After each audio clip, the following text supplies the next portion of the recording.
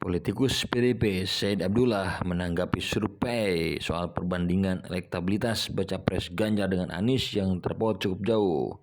Dalam survei tersebut, elektabilitas Ganjar mencapai hingga angka 24,9% dan Anies di angka 12,7%. Said mengatakan bahwa sosok Anies bukanlah sosok kompetitor yang dapat diremehkan. Anies, kata Said, adalah sosok cerdas sehingga memungkinkan berdampingan dengan Ganjar. Menurut Said, jika keduanya bisa bergabung menjadi satu kekuatan, tentu akan makin bagus buat masa depan kepemimpinan nasional ke depan. Menurutnya, mereka sama-sama masih muda, cerdas, dan energik. Hasto mengaku telah meminta pandangan Megawati soal wacana yang dilontarkan Said Abdullah. Hasto mengatakan wacana duet Ganjar dan Anies merupakan kewenangan Ketua Umum Megawati Soekarno Putri.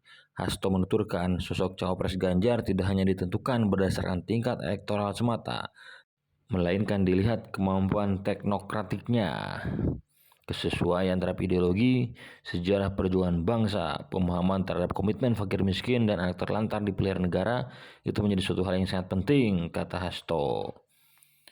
Menurutnya, tidak kalah penting adalah pendamping Ganjar harus dipastikan memiliki komitmen kuat terhadap keberagaman demi persatuan Indonesia. Sementara itu, Ketua Dewan Pimpinan Pusat Partai Nasdem Taufik Basara mengatakan keinginan menduetkan Ganjar dan Anies boleh-boleh saja. Taufik beralasan saat ini kondisi politik masih begitu cair, sehingga setiap partai masih menunggu seperti apa perkembangan lebih lanjutnya.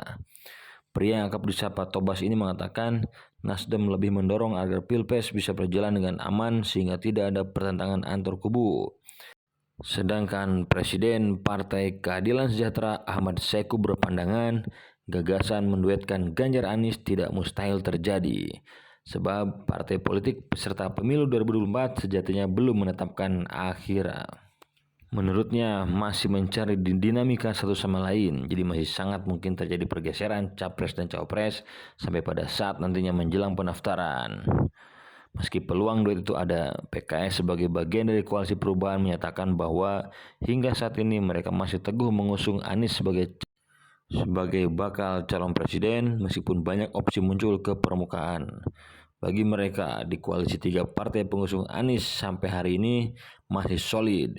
PKS, Nasdem, dan Demokrat masih teguh untuk mengusung Anies sebagai calon presiden.